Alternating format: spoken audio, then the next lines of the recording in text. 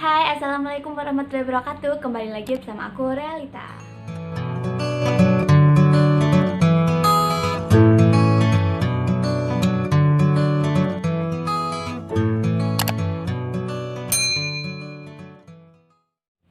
Di video kali ini aku akan menjelaskan tentang jenis-jenis perguruan tinggi yang ada di Indonesia. Jadi buat kalian yang belum tahu tentang jenis-jenis perguruan tinggi yang ada di Indonesia, dan buat kalian yang masih bingung untuk menentukan jenis-jenis perguruan tinggi yang akan kalian masuki, kalian bisa nonton video ini sampai selesai. Perguruan tinggi yang ada di Indonesia itu ada 5. Yang pertama universitas, yang kedua institut, yang ketiga sekolah tinggi, yang keempat politeknik, dan yang kelima ada akademik.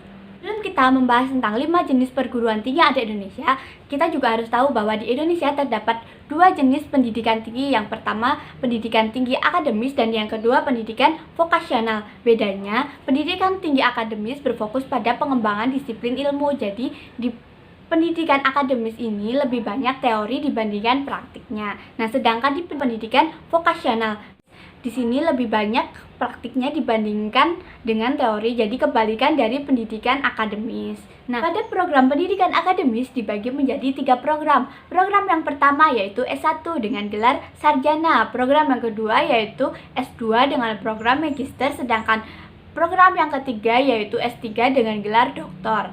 Sedangkan pada pendidikan vokasional dibagi menjadi 4 program. Program yang pertama yaitu D1 dengan gelar ahli pratama, yang kedua D2 dengan gelar ahli muda, yang ketiga D3 dengan gelar ahli madya, dan D4 yaitu dengan gelar sarjana terapan.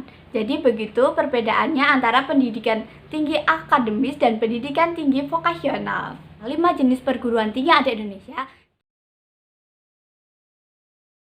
Yang pertama, universitas. Universitas merupakan jenis perguruan tinggi yang menyediakan rumput ilmu paling luas dibandingkan dengan perguruan tinggi lainnya. Karena di universitas terdapat berbagai jenis rumput ilmu yang dikelompokkan ke dalam fakultas-fakultas.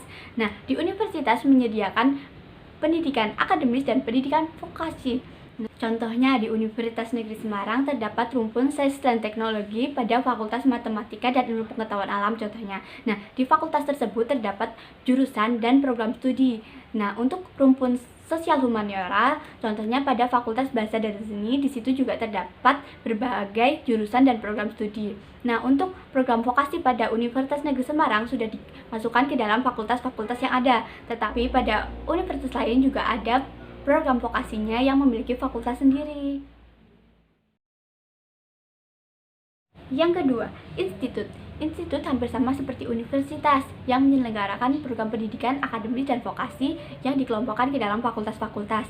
Bedanya di institut itu hanya mempelajari satu jenis keilmuan saja. Jadi, contohnya di ITB atau Institut Teknologi Bandung berfokus pada jenis keilmuan alam, sehingga fakultas-fakultasnya berhubungan dengan ilmu kebumian atau ilmu lingkungan dan sebagainya.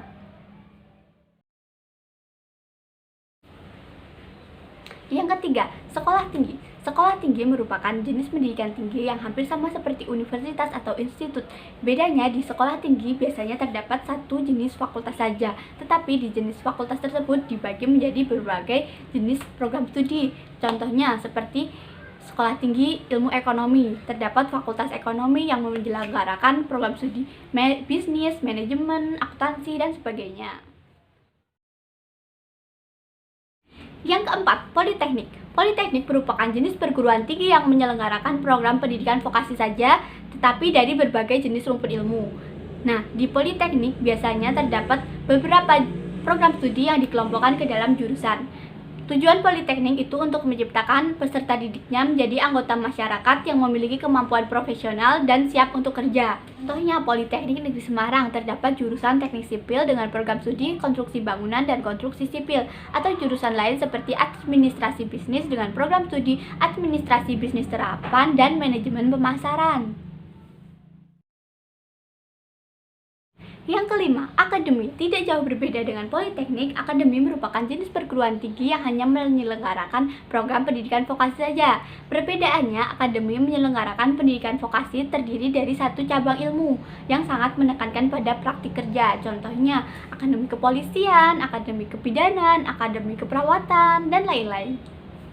Nah, itu dia jenis-jenis perguruan tinggi yang ada di Indonesia, yaitu ada universitas, ada institut, ada sekolah tinggi, ada politeknik, dan ada akademi.